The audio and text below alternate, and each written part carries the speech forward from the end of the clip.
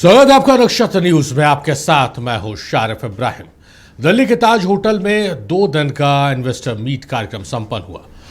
आखिर में कंपनियों के साथ एमओयू पर दस्तखत हुए हैं और कुल 1,86,000 करोड़ के निवेश का कंपनियों ने झारखंड सरकार के साथ करार किया है। आज इसी मुद्दे पर चर्चा करेंगे टू द पॉइंट में।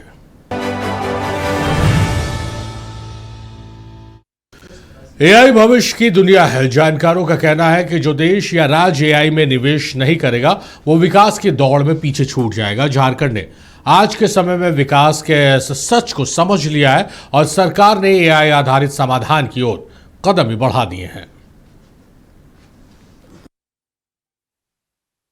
नई दिल्ली के होटल ताज पैलेस में 2 दिवसीय नेशनल स्टेक होल्डर्स कंसल्टेशन 2026 कार्यक्रम के दूसरे दिन संवाद कार्यक्रम हुआ। इस दौरान झारखंड में पर्यटन विकास पर चर्चा हुई, जिसमें विभागीय मंत्री सुदीव्य सोनू ने निवेशकों से बातचीत की और राज्य में निवेश करने का आमंत्रण भी दिया। जो हमारे सहयोगी लोग जो आज, चाहे वो जिंदल ग्रुप हो, वरुण बेवरेजेज हो, टाटा समूह हो, गूगल हो, इज माई ट्रिप के लोग हों, जनरल स्टील हो, पावर न्यूक्लियर पावर हो, फूड प्रोसेसिंग हो या डिजिटल गवर्नेंस की, एआई की बात हो, इन सभी समूह के साथ कदम से कदम मिलाकर चलने की आवश्यकता है और एक अपनी विश्वास और राज्य की जो बहुउद्देशीय सोच है वो अब दिखनी भी चाहिए। माननीय मुख्यमंत्री के नेतृत्व में आधी कैबिनेट टूरिज्म की गंभीरता को समझते हुए आपके समक्ष चलकर आई है। हमने शायद थोड़ा विलंब से लिया होगा, लेकिन हम आपको ये जरूर बताना चाहते हैं कि माननीय मुख्यमंत्री के नेतृत्व में आधी कैबिनेट बाहें फैलाकर अपने निवेशकों से लेकर टूरिज्म एंथुसियास्ट का स्वागत करने के लिए बड़ी तत्पर है और हम उम्मीद करते हैं कि आज हमारी यह बैठक, हमारा यह प्रयास, हमारा यह सम्मेलन इस दिशा में जो भी गतिरोध थे उनको तोड़ते हुए एक बार आपको झारखंड आने का जरूर अवसर प्रदान करेगी। आपकी जरूर इच्छा होगी और मैं जानता हूं कि झारखंड का जादू ऐसा ही है कि झारखंड से निकले लोग कहीं भी जाकर झारखंड का नाम ही रोशन करते हैं। राज्य सरकार ने झारखंड एआई नीति 2026-31 की रूपरेखा भी पेश की। इसके माध्यम से शासन, स्वास्थ्य, कृषि, शिक्षा, खनन, पर्यावरण संरक्षण और आपदा प्रबंधन समेत अलग अलग क्षेत्रों में एआई आधारित समाधान विकसित किए जाएंगे। सरकार ने मुख्यमंत्री डेटा इंटेलिजेंसी प्लेटफॉर्म स्थापित करने का प्रस्ताव रखा है। यह एआई आधारित निर्णय सहायता प्रणाली विभिन्न सरकारी योजनाओं, आधारभूत संरचना परियोजनाओं और विभागीय कार्यों की रियल टाइम मॉनिटरिंग सुनिश्चित करेगी। परामर्श बैठक में 3 प्रमुख एआई आधारित पहलू, मुख्यमंत्री data intelligence platform, health and nutrition vigilance system और क्रिटिकल मिनरल्स एडमिनिस्ट्रेशन सिस्टम पर खास तौर पर जोर दिया गया। इस मौके पर राज्य सरकार ने दीर्घकालिक डिजिटल विकास की दिशा में state AI mission, Jharkhand AI cloud, AI innovation hub, AI park,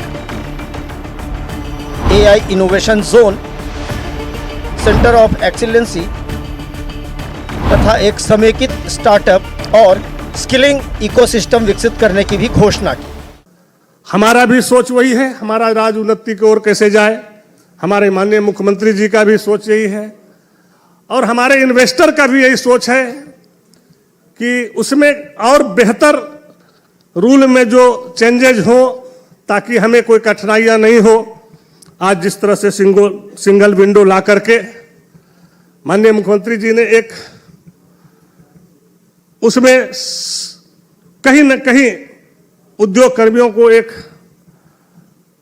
जो व्यवस्था था पहले कि भाई कई चीज़ों का परमिशन लेना पड़ता था और काफ़ी दिक्कत उठाना पड़ता था, उसके चलते जो है काम बहुत बाधित हो जाता था, लेट से काम होता था, समय बीत जाता था। लेकिन आज सिंगल विंडो ला करके अब एक ही जगह से आपको सारे चीज़ों का एनओसी लेना हो और वहाँ से आप जो है जितना जल्द हो उसमें जो है आप उद्योग लगा सकते हैं। विजन 2050 के तहत झारखंड का लक्ष्य 10,000 करोड़ से अधिक का निवेश आकर्षित करना, 50 से अधिक ग्लोबल कैपेबिलिटी सेंटर यानी GCCS स्थापित करना, 1,000 से अधिक AI स्टार्टअप्स को बढ़ावा देना और 1 लाख से अधिक AI आधारित रोजगार के अवसर पैदा करना है। इसके जरिए राज्य को AI इनोवेशन, डिजिटल ट्रांसफॉर्मेशन और टेक्नोलॉजी आधारित औद्योगिक विकास के लिए भारत के प्रमुख डेस्टिनेशन के तौर पर स्थापित किया जाएगा। झारखंड सरकार ने अगले 5 वर्षों में AI इंफ्रास्ट्रक्चर बनाने, डिजिटल क्षमताओं को मजबूत करने, इनोवेशन को समर्थन देने, सरकारी विभागों में AI को अपनाने की प्रक्रिया को तेज करने के लिए 1,150 करोड़ के निवेश का प्रस्ताव रखा है। राज्य ने रांची में 100.97 एकड़ के IT पार्क का प्रस्ताव भी पेश किया, जिसे ग्लोबल कैपेबिलिटी सेंटर, IT कंपनियों, स्टार्टअप्स और इनोवेशन आधारित उद्यमों के लिए एक हब के तौर पर विकसित करने की योजना है। विजन 2050 झारखंड को निवेश के लिए तैयार डिजिटल डेस्टिनेशन के तौर पर स्थापित करता है और AI आधारित नागरिक केंद्रित गवर्नेंस के लिए एक नया बेंचमार्क तय करता है, जिससे समावेशी विकास, बेहतर सार्वजनिक सेवाएं और टिकाऊ विकास सुनिश्चित हो सके। नक्षत्र न्यूज के लिए निलय सिंह की रिपोर्ट।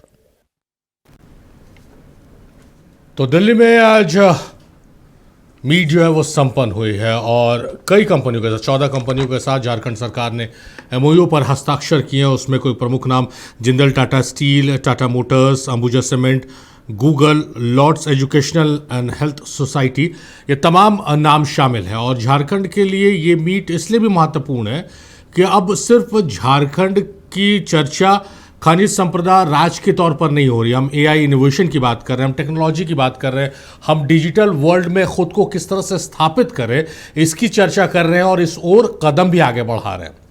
आज इसी मसले पर चर्चा करेंगे। बहुत खास पैनल आज हमारे साथ जुड़ रहा है, मेहमानों का तारुफ कराएंगे और उसके बाद फिर चर्चा को हम आगे बढ़ाएंगे। हमारे साथ धीरज दुबे साहब हैं, JM के नेता हैं, बहुत स्वागत है धीरज दुबे साहब आपका। बीजेपी से संदीप वर्मा साहब हैं, बहुत स्वागत है संदीप साहब आपका।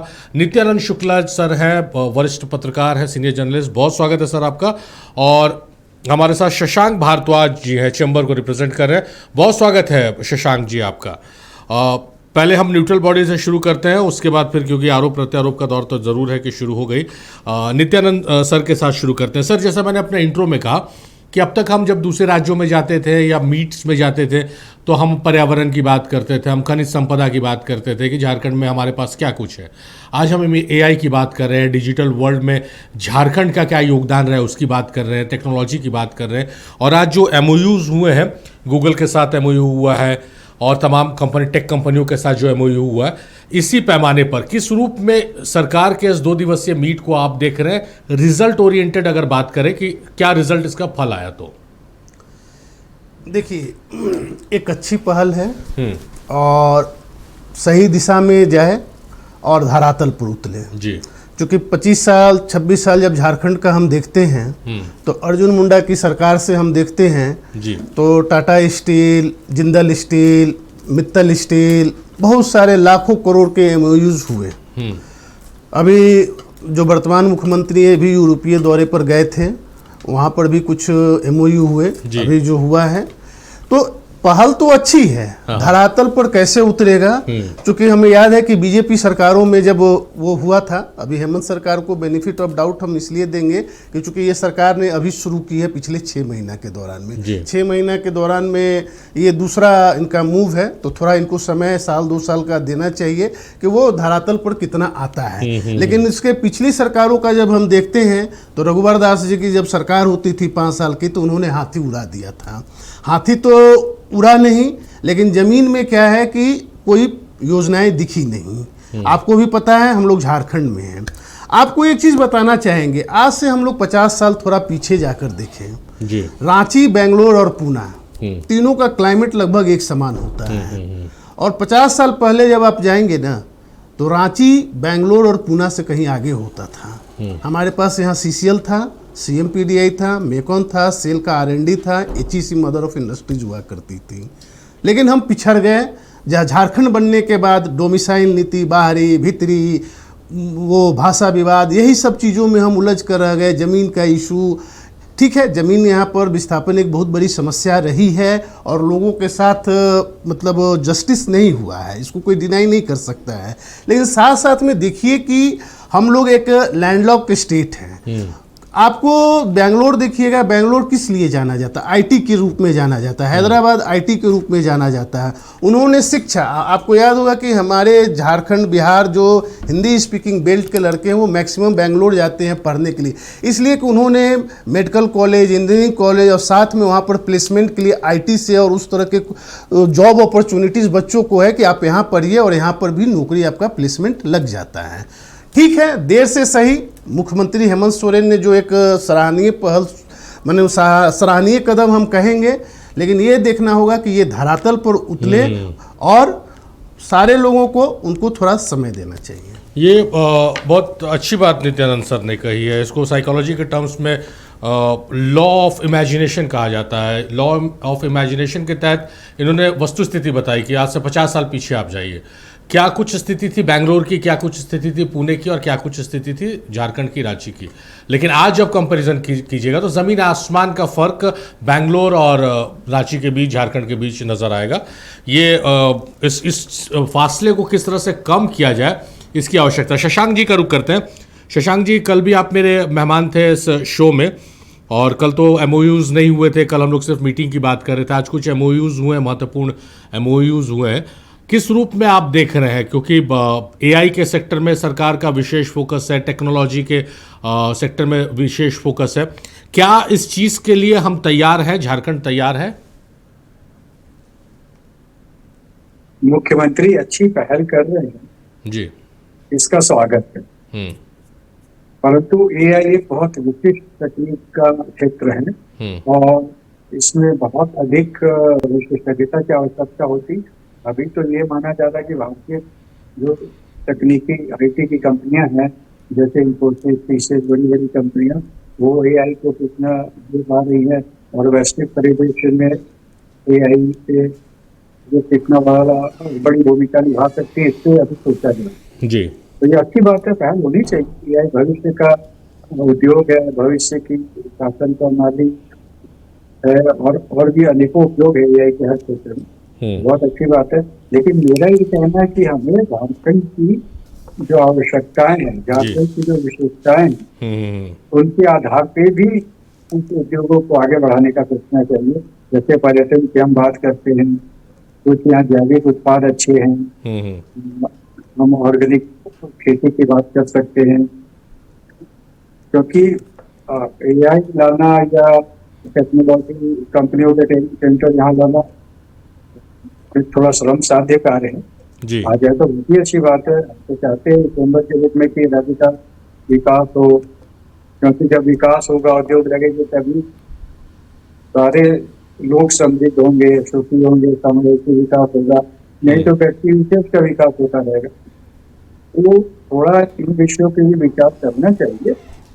जैसा आपने पूछा था कि एआई के बारे में क्या कहा जा सकता, तो हो सकता है कि सरकार में जो विशेषज्ञों ने इस विषय में बड़ी चिंता की हो, श्रम किया हो, अध्ययन किया हो, पर एआई एक बहुत ही अत्यधिक विशेषता का क्षेत्र है, विशेषज्ञता का क्षेत्र है, पर यहाँ आए तो बहुत अच्छा है।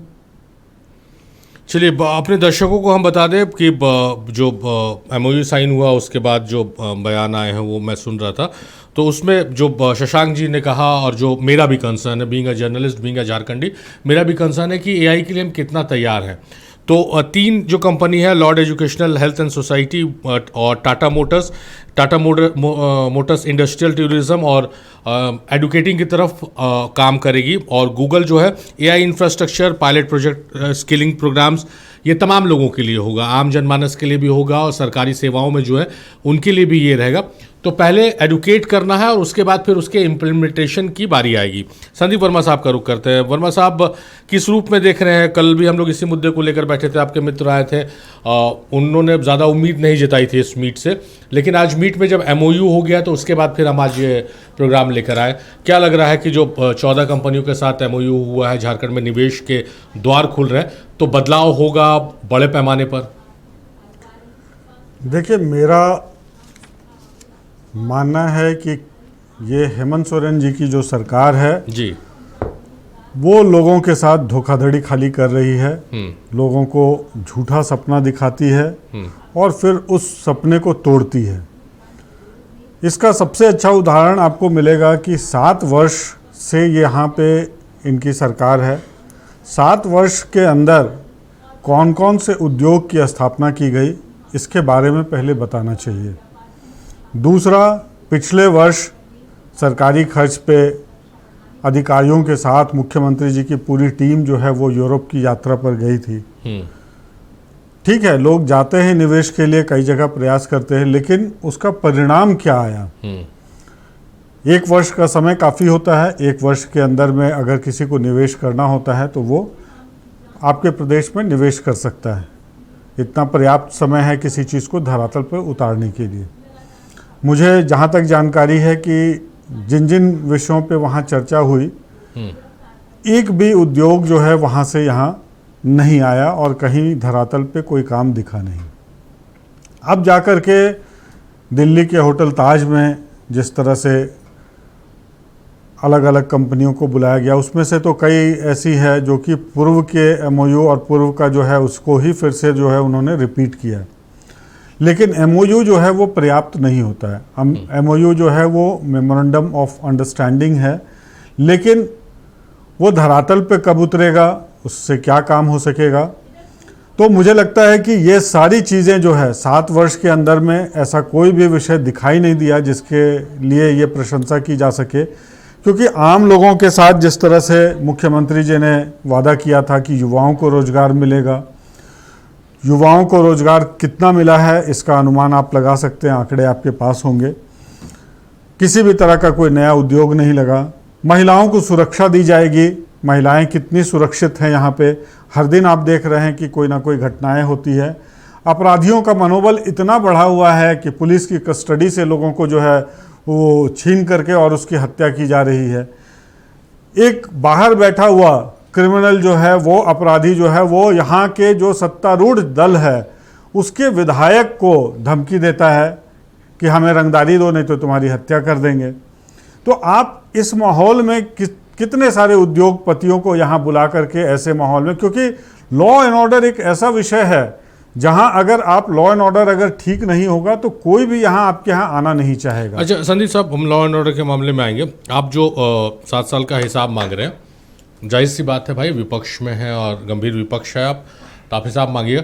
तो ये सिर्फ 7 साल में सीमित किया जाए या 7 + 5 12 सालों का हिसाब? बिल्कुल, आप 5 वर्ष के बारे में भी हमसे पूछे, मैं आपको जवाब दूंगा। टॉस तो वही किया था नित्यानंद सर ने जी भाई, नित्यानंद जी सीनियर जर्नलिस्ट हैं, लेकिन मैं एक बात बताना चाहूंगा, क्या है मैं एक बात बताना चाहूँगा, नित्यानंद जी बहुत सीनियर जर्नलिस्ट हैं, शायद उनको ध्यान में ये विषय नहीं रहा होगा कि उस समय में रघुवर जी के समय में इंफ्रास्ट्रक्चर के क्षेत्र में काफ़ी काम हुए। आप सड़क को जो है पूरे झारखंड में जो सड़क की स्थिति है उसको आप देख सकते हैं, वहाँ कई सारे सड़कों को जो है जोड़ा गया राजधानी से लेकर के। रुके, मैं आपको और पुल पुलिया ये तो कोई भी सरकार है बनती उसके अलावे इंडस्ट्रीज के बारे में मैं आपको बताता हूं कि टेक्सटाइल के क्षेत्र में जो आप अरविंद मिल्स देखते हैं, टेक्सटाइल के क्षेत्र में जो है काफी काम किया, नए जो है इंडस्ट्रीज अरविंद मिल्स, ओरिएंट, ये सब आई है कंपनीज जी। खाद्य प्रोसेसिंग जो है, फूड प्रोसेसिंग के प्लांट लगाए गए, ये भी जो है काम उस समय हुआ। फार्मास्यूटिकल्स और स्वास्थ्य की देखभाल के लिए जो है वो जुड़ी कंपनियां, मेडिकल से जुड़ी हुई कंपनियों में भी निवेश उस समय किया गया। इसके अलावे हेवी इंजीनियरिंग और ऑटोमोबाइल के क्षेत्र में इन्वेस्टमेंट जो है उस समय रामकृष्ण फोर्जिंग जैसी बड़ी कंपनियां जो है उस समय यहाँ पे झारखंड में इन्वेस्ट की। इसके साथ साथ सीमेंट और एलपीजी बॉटलिंग, लाफार्ज इंडिया का प्लांट भी जो है यहाँ पर लगाया गया। भारी इंजीनियरिंग, ऑटोमोबाइल, ऑटो कंपोनेंट्स का जो है वो यहाँ पर जो है वो उसको लगाया गया। इसके साथ ग्रामीण और कुटीर उद्योग, जो यहाँ के जो लोग थे, यहाँ जो लोग जो काम, उनको कामगारों को पहचान दिया झारक्राफ्ट ने। झारक्राफ्ट के माध्यम से जो है यहाँ स्थानीय लोग जो काम करते थे उसको एक अच्छा बाजार देने का काम किया। नहीं, पर जानते हैं संदीप जी, अगर आंकड़ों में आप देखिएगा, मैंने इसका स्टडी किया है, मोमेंटम ऑफ झारखंड के बाद जो एमओयू हुए उसमें 40% जो कंपनीज हैं वो झारखंड आए, झारखंड में पाँव रखी और वापस लौट गए। 33% है जिन्होंने जगह चिन्हित कर ली, काम शुरू करने के लिए रोजी रोजगार की बात कह ली। 33% लोग उस पोजीशन में लौट गए। तो यानी कि 40 और 33, 73% लोग लौट गए हैं। कुछ है मैं तो बता रहा हूं कि जो काम हुए वो मैंने आपको बताया, वो है। जो नहीं हुआ उसको आप गिनना चाह रहे हैं, लेकिन 7 वर्ष में अब वो सरकार गए हुए 7 वर्ष हो गए। अगर आज की सरकार जो जनता से वादा करके जो कमिटमेंट किया, जो इन्होंने अपने मैनिफेस्टो में बताया, आज उद्योग को लेकर के बात कर रहे हैं। आपने सिंगल विंडो की बात की, सिंगल विंडो सिस्टम के तहत आप बताइए क्या काम हो पा रहा है। और सबसे बड़ी बात इस पूरे समिट में आप देखिए कि सरकार के कई मंत्री जो है मंच पे आपको दिखाई दिए, लेकिन जो किसी भी इन्वेस्टमेंट में जहां वित्त का बहुत बड़ा रोल होता है, आपके वित्त मंत्री जो है वहां से गायब हैं, और वो भी दिल्ली में खड़े हैं, दिल्ली में जाकर के अपने नेताओं से मिल रहे हैं। इसी के इंतजार में था कि आपकी नजर उधर गई है कि नहीं। लेकिन आप बताइए कि उन्होंने कहा कि भाई मुझे कोई जानकारी नहीं है, मुझे किसी तरह का कोई इस विषय में। आप सोचिए कि ये सरकार कैसे चल रही है, कितनी गंभीरता है इस इन्वेस्टमेंट को लेकर के कि आपका वित्त मंत्री दिल्ली में रहता हो और वो बोलते हो कि भाई हमको कोई जानकारी नहीं है और हमको इस बारे में किसी ने बताया नहीं। तो आप इसी से अंदाजा लगाइए कि गवर्नमेंट जो है वो कितनी गंभीर है इन्वेस्टमेंट को लेकर के। हम लोग भी चाहते हैं कि यहाँ पे इन्वेस्टमेंट हो, जो वादा किया गया है, जो युवाओं को रोजगार का अवसर मिलना चाहिए वो अवसर मिले। लेकिन कुछ एक विषय जो मैंने आपको उठाया, वो चाहे लॉ एंड ऑर्डर का हो, आप देखिए ना, आप टेक्नोलॉजी की बात कर रहे हैं ना, आप बताइए कि पूरे प्रदेश भर में आज जो पैसों की जो अवैध निकासी हुई है, ट्रेजरी से जो अवैध निकासी हुई है, क्या टेक्नोलॉजी है भाई आपका कि आपको पता नहीं हो रहा है कि इतना करोड़ों रुपए का गबन आपके नाक के नीचे हो रहा है। आपके वित्त मंत्री जो है वो सुरक्षा के लिए जो है डीजीपी को बोलते हैं, और डीजीपी का विभाग जो है उसका पुलिस का जो सबसे छोटा सिपाही जो स्तर का लोग जो है करोड़ों रुपए का गबन कर रहा है, वो उन पे आरोप लगा रहे हैं, वो उन पे आरोप लगा रहे हैं। इस तरह से कैसे चलेगा? चलिए धीरज साहब का रुख करते हैं। धीरज साहब, एज अ होल किस रूप में आप देख रहे हैं जो एमओयू हुआ और सरकार जो निवेश लाने के लिए प्रयासरत है, इस पूरे मसले को आप किस रूप में देख रहे हैं? और झारखंड को आने वाले दिनों में आपका विजन क्या कह रहा है कि अगर ये इन्वेस्टमेंट हो जाते हैं जो आज इतने एमओयूज हुए हैं, तो किस तरफ से सूरत और सीरत बदलेगी? देखिए, ये बदलता हुआ दौर है। बदलता हुआ दौर में जो भविष्य है वो आप डिजिटलाइजेशन की ओर जा रहा है, एआई टेक्निक की ओर जा रहा है, ऑनलाइन डीबीटी जैसे डायरेक्ट बैंक ट्रांसफर जैसे स्कीमों पर जा रहा है। इस मामले में माननीय मुख्यमंत्री जी का जो विजन है, उन्होंने साफ कहा कि झारखंड जितना माइंस के लिए जाना जाता है उतना ही माइंड्स के लिए भी जाना जाए, और इसके दिशा में हम कदम बढ़ा रहे हैं। उन्होंने कहा कि झारखंड के जमीन के अंदर जो खजाने, जितने मिनरल्स भरे हुए हैं, जितने खजाने भरे हुए हैं, उतना ही झारखंड के बाहरी सतह पर भी हमारा टूरिज्म का बहुत बड़ा स्कोप है, जिसको डेवलप करने की जरूरत है। रोपवे बनाने के लिए, ग्लास ब्रिज बनाने के लिए, कुछ दिन पहले पतरातू में रोपवे बनाने की बात हुई है, कई जगहों पे नेतरहाट वगैरह में ग्लास ब्रिज बनाने की जो है सो आदेश माननीय मुख्यमंत्री जी ने दिया है। तो माननीय मुख्यमंत्री जी लॉन्ग टर्म विजन देख रहे हैं कि जिस चीज में झारखंड प्रबल है उसको और कैसे आगे बढ़ाया जाए। माननीय मुख्यमंत्री चाहते हैं कि एआई आधारित सुशासन हो, डिजिटल इंफ्रास्ट्रक्चर हो, उसके बाद इनोवेशन हो, क्लाउड तकनीक को आगे डेवलप किया जाए। यानी जितने आज एम्बुलेंस सेवा है, हम लोग 100 डायल करते हैं, कोई फोन उठाता है, हमारा नोट करता है, तब इमरजेंसी में एम्बुलेंस भेजता है। अगर इसको एआई टेक्निक में ऑटो मोड पर कर दिया जाए तो वो ज़्यादा लाभकारी होगा, जीरो एरर की संभावना होगी, जीरो लीकेज होगा, समय की खपत कम होगी, और शायद जो काम और फास्ट सर्विस जो है हमारी जनता को प्रोवाइड होगी। तो इस तरह के चीज़ों के लिए माननीय मुख्यमंत्री जी प्रयासरत हैं, दिल्ली गए हुए हैं, और 14 एमओयू साइन हो चुके हैं, जिसमें से कुछ एमओयू में तो पावर प्लांट लगाने की भी बात आई है, सीमेंट प्लांट लगाने की बात एमओयू हुआ है। न्यूक्लियर पावर लिमिटेड जो जिंदल का है, उन्होंने एमओयू में साइन किया है, रुंगटा सन्स प्राइवेट लिमिटेड किया, कई कंपनियां हैं। तो ये प्रयास है कि झारखंड को आगे ले जाने के लिए भविष्य और वर्तमान में जो चीज़ की ज़रूरत है उस पर हम लोग काम किया जाए। सारे मंत्री वहाँ मौजूद हैं। अगर नगर विकास मंत्री से जो सहयोग चाहिए तो माननीय सुदीप कुमार सोनी जी वहाँ मौजूद हैं। श्रम एवं नियोजन विभाग से सहयोग चाहिए वहां संजय यादव जी मौजूद हैं। ग्रामीण में ग्रामीण विकास विभाग की मंत्री वहां पे दीपिका पांडे सिंह जी मौजूद हैं, माननीय मुख्यमंत्री जी मौजूद हैं, चीफ सेक्रेटरी जी मौजूद हैं। लेकिन समस्या यह है कि भारतीय जनता पार्टी को सिर्फ वित्त मंत्री दिखाई दे रहे हैं जो मौजूद नहीं है। अगर शहरी क्षेत्र में जरूरत है 101 एकड़ डिजिटल पार्क के लिए रांची में जमीन खोज लिया गया है, उसका वहां प्रस्ताव रखा गया कि आइए हम आपके लिए भूमि उपलब्ध करा रहे हैं, आपको उसके लिए परेशान होने की जरूरत नहीं है, हम आपको एक विंडो के माध्यम से सारा एनओसी देंगे। यह भारतीय जनता पार्टी के नेताओं को सुनाई नहीं दे रहा है। भारतीय जनता पार्टी के नेताओं में सबसे बड़ा हमको तकलीफ यह लगता है कि दोहरा चेहरा। जब ये वाइब्रेंट गुजरात करते हैं तो बहुत अच्छा, जब ये नोएडा में सबमिट करते हैं योगी जी इनके मुख्यमंत्री तब तो बहुत बढ़िया है, जब ये विदेश दौरा 2025 का विदेश दौरा निकालिए इब्राहिम जी, 175 करोड़ रुपए माननीय प्रधानमंत्री जी के दौरे में खर्च हुए हैं। हम उस पर सवाल नहीं कर रहे हैं। हम इस पर सवाल नहीं कर रहे हैं कि जब राम मंदिर की आधारशिला रखी जा रही थी तो 13 करोड़ रुपए खर्च किए गए थे। हम इस पर भी सवाल नहीं करेंगे कि जब उसका उद्घाटन होने लगा अर्धनिर्मित राम मंदिर का तो उसमें 125 करोड़ रुपए सिर्फ ब्रांडिंग करने में, एक चेहरा चमकाने में और अपना एक नैरेटिव सेट करने में खर्च कर दिया गया। लेकिन झारखंड के, इब्राहिम जी बात खत्म नहीं हुई है, झारखंड के हितों में प्रयास किया जा रहा है, ठीक है, तो इनको तकलीफ हो रहा है। हम ये भी नहीं कह रहे हैं इब्राहिम जी, हम ये भी नहीं कह रहे हैं कि आपने मोमेंटम झारखंड से हाथी उड़ाया था। पहली बार कोई जमीन पर चलने वाले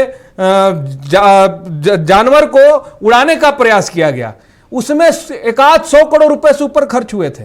पूरा रांची को सजाया गया था। 206 एमओयू साइन हुए थे जिसमें 126 एमओयू आगे ही नहीं बढ़ा। आज सुनिए ना, एक बात सुनिए, जो नित्यानंद सर ने भी कहा, जो विपक्ष का भी कंसर्न है और मेरा भी सवाल है।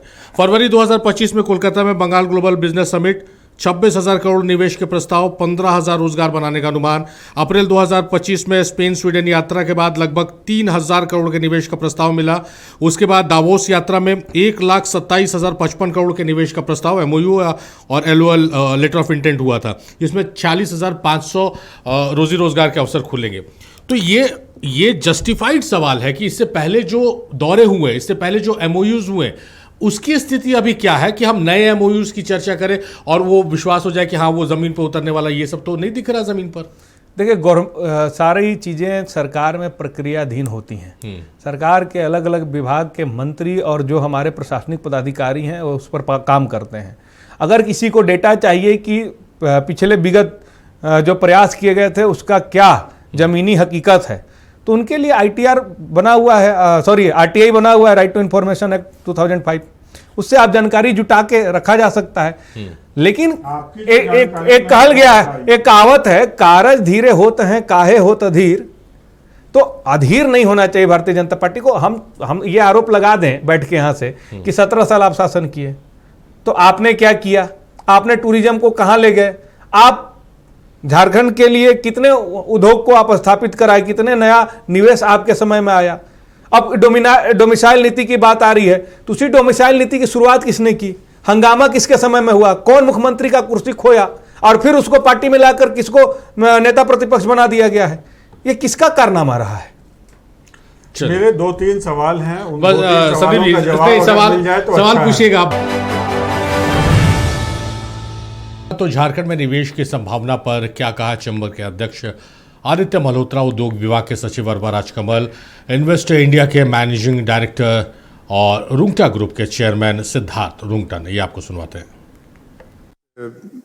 ड्राफ्ट में सम्मिलित किया है और जो सरकार की जो इंटेंट बतलाती है और हमारे आज के इस कार्यक्रम में जिस तरह से हमारे मंत्री जी और पूरी जो सरकार शिरकत में है और हमारे जो आदरणीय मुख्यमंत्री जी की सोच है, मुझे लगता है आने वाले दिनों में झारखंड देश विदेश में रोजगार, उद्यमिता और व्यापार के क्षेत्र में एक बहुत ही पसंदीदा इन्वेस्टमेंट डेस्टिनेशन होगा। प्राइमरी रॉ मटेरियल कोयला, दूसरा सोलर और तीसरा आपका यूरेनियम, ये तीनों चीज हमारे राज्य में प्रचुर मात्रा में है।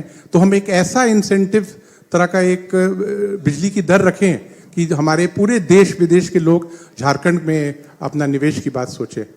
आज आपके सामने करीब 14 एमओयू का साइन होने जा रहा है। जैसे अभी वक्ताओं ने बताया कि एमओयू केवल एक अब लीगली बात करेंगे तो कागज का उसका कोई वैल्यू नहीं है, बट एक ट्रस्ट दिखाता है। तो इस ट्रस्ट के साथ हम कर रहे हैं कि जो इन्वेस्टर्स जो हमारे पास जो इन्वेस्ट करने के लिए आगे आए हैं, वो माननीय मुख्यमंत्री जी के कमिटमेंट और लीडरशिप पर विश्वास रखते हुए इस राज्य में इन्वेस्ट करने के लिए आगे आए हैं। और अभी मेरा हम लोगों का पॉलिसी डिस्कशन पे है, बहुत जल्दी लॉन्च होगा। और को ये कहना चाहता है कि आज सुबह एक डिग्नेटरी बोला कि सर आप एग्जाम लिखने के पहले ही झारखंड पास हो गया है। तो हम लोगों का टारगेट है 1 लाख करोड़ का इन्वेस्टमेंट आए, और आज हम लोग 86,000 करोड़ का एमओयू साइन करने जा रहे हैं। Minerals you have, and I want to see India sit there. 40% of संसाधन आपके पास है, हमें इन्हें हायर वैल्यू बनाना है। What I was amazed कि आपके पास यूरेनियम है। मैं आपको एकदम हकीकत और सच बात बता रही हूँ। I come from a technology background, तो मेरे ज़्यादातर एग्जाम्पल टेक्नोलॉजी वाले होंगे, उसके लिए क्षमा करें। बट यदि हमारा देश 10 गीगावाट का डेटा सेंटर सोच रहा है, so the current situation of green house gas emissions is कि आने वाले 4 साल में हमारे पेरिस अग्रीमेंट के 170 बिलियन मेट्रिक टन जो रिमेनिंग है वो यूज हो जाएगा। सो आपके डेटा सेंटर्स में आपको ग्रीन एनर्जी चाहिए। Green energy is variable, so you have to have alternate energy clean sources like with our uranium. We have to look at SMRs, we have to look at nuclear energy, and I really feel Jharkhand has to dream big in these areas. Jharkhand is present in so many yellow highlights that we have made. माननीय मुख्यमंत्री जी के नेतृत्व में, माननीय हेमंत सोरेन जी के नेतृत्व में, उनके सहयोग से कोविड के बाद से पिछले 6 सालों में हम लोग ने 0.2 MTPA स्टील प्लांट को 2.7 MTPA steel plant Saraikela Kharsawan जो कि डिस्ट्रिक्ट है वहाँ पर हमने स्थापित किया।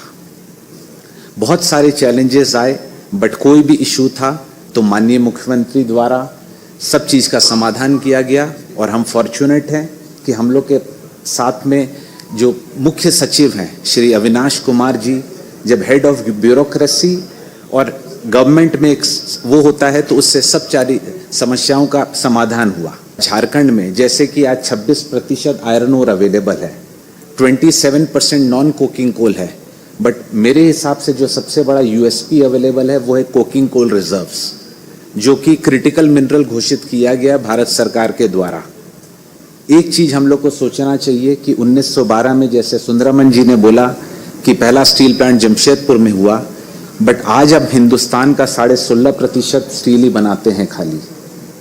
क्यों नहीं हम इस टारगेट को 33%, that is almost 100 million ton of steel making हम लोग करें, because country is targeting 300 million ton of steel. चलिए अब मेहमानों का रुख करते हैं और संदीप साहब का रुख करते हैं। संदीप साहब, आपके पास कुछ सवाल थे, आप अपने सवाल भी पूछ लीजिएगा और मेरा भी एक सवाल है उसको भी ले लीजिए। अभी आप जो ब्रेक में जाने से पहले आप जो सवाल उठा रहे थे, देखिए रुंगटा के चेयरमैन का हम बयान चला रहे थे। उन्होंने कहा कि कोरोना के बाद जिस तरह से सरकार का साथ मिला है, खरसावां सरायकेला खरसावां में फैक्ट्री का एक्सपेंशन हुआ है और उनकी जो प्रोडक्शन है वो 2.57 मिलियन से वो बढ़ गई है, मैट्रिक टन से बढ़ गई, माफ़ कीजिएगा।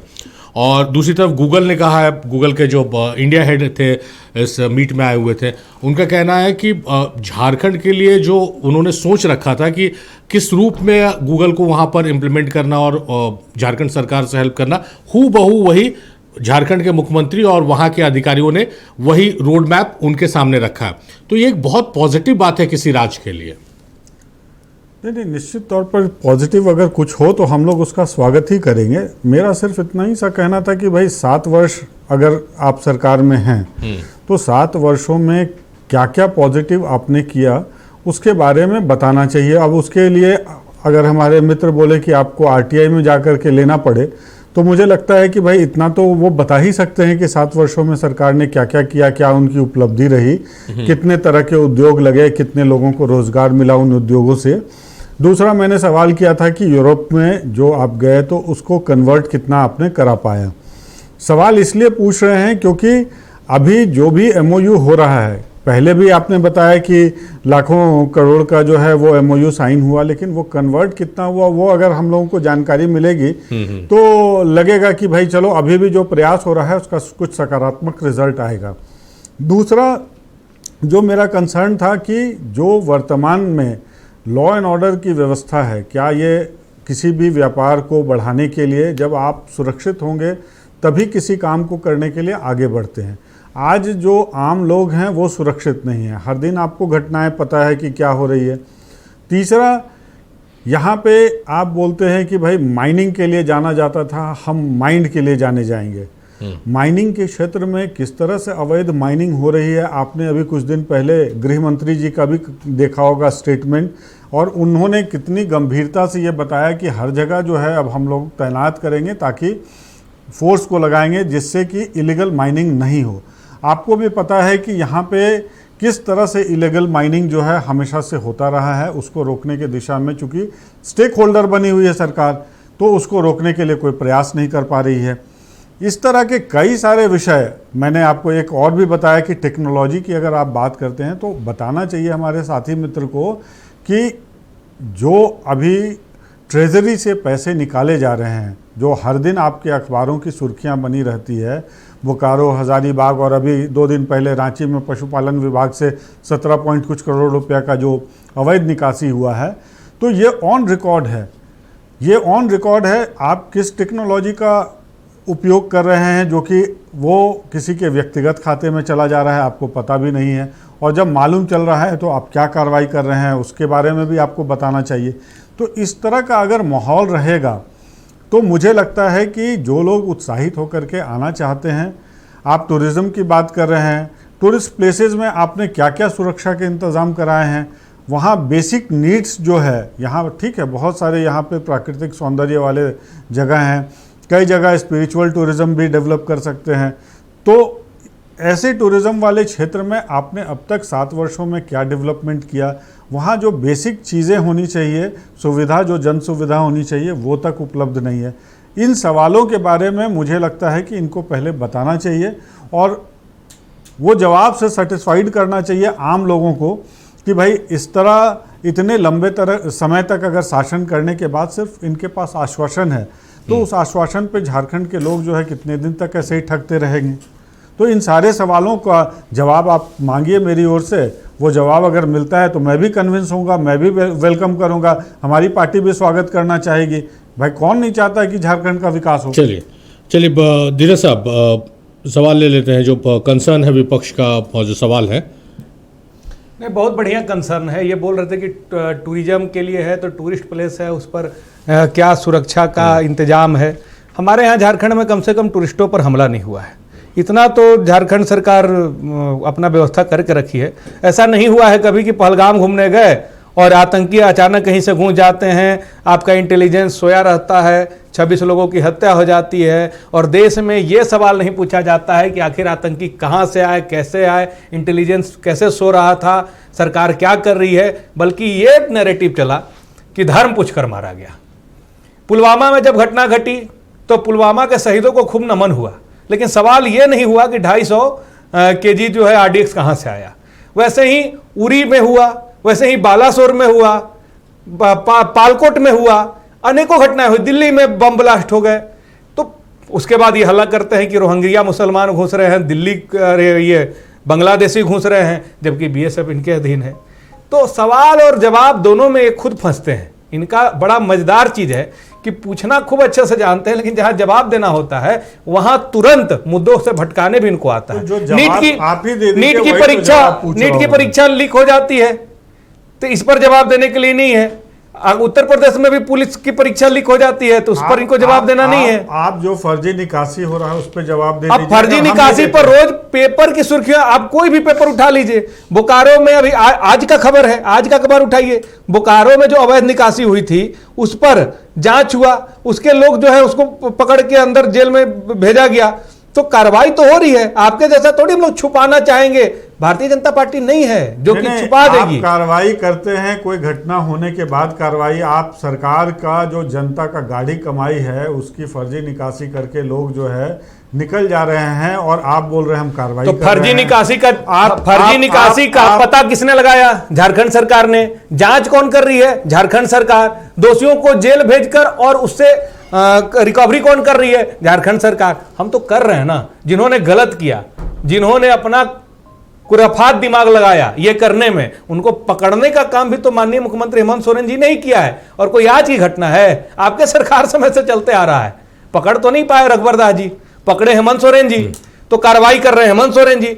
हमारा यह कहना नहीं है, राम मंदिर का घोटाला थोड़ी हम बोल रहे हैं कि इतने राम जी के नाम पर राजनीति शुरू करो, फिर चंदा चुराओ और चंदा चुरा के फिर जांच करने बैठ जाओ, जिसमें पता चल रहा है कि सारा चीजें गबन हो गया। वही आस्था से खेलने का काम तो कितने हेमंत सरकार नहीं कर रही है। क्या है ना, कितने उद्योग 7 वर्षों में लगाए, 2-4 उद्योग बताइए तो सही।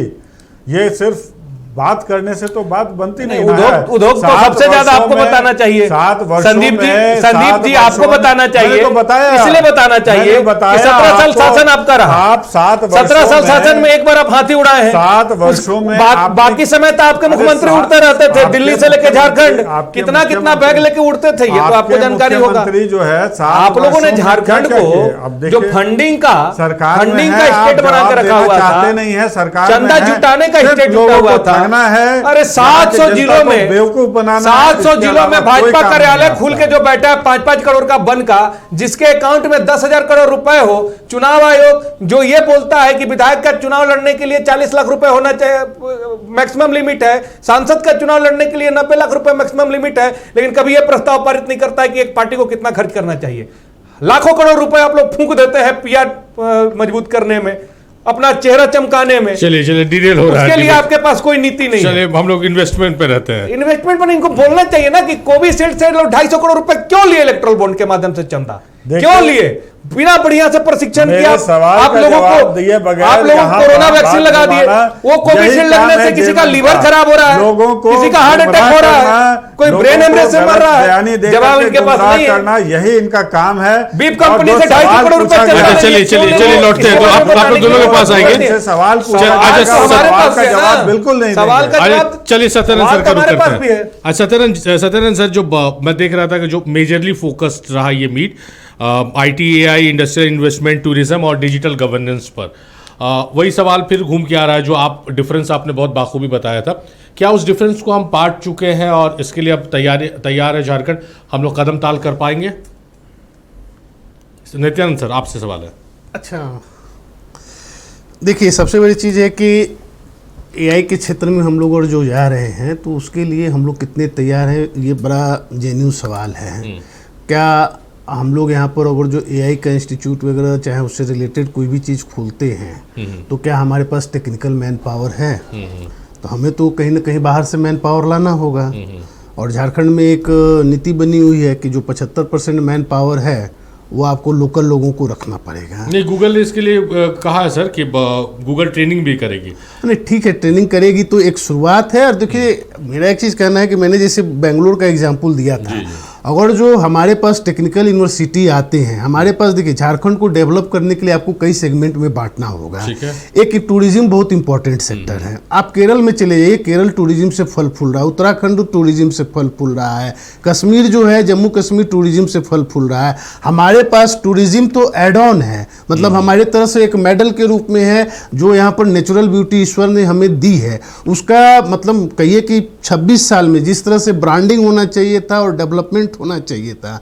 हमारे पास मैथन डैम है, मसानजोर है, नेतरहाट है, जो वाटर सिटी को वाटर ऑफ फॉल्स माने जितने इसके आउट स्कर्ट्स में हैं, तो इसकी जितनी अच्छे से ब्रांडिंग होनी चाहिए, टूरिज्म एक बहुत बड़ा सेक्टर के रूप में इमर्ज कर सकता है।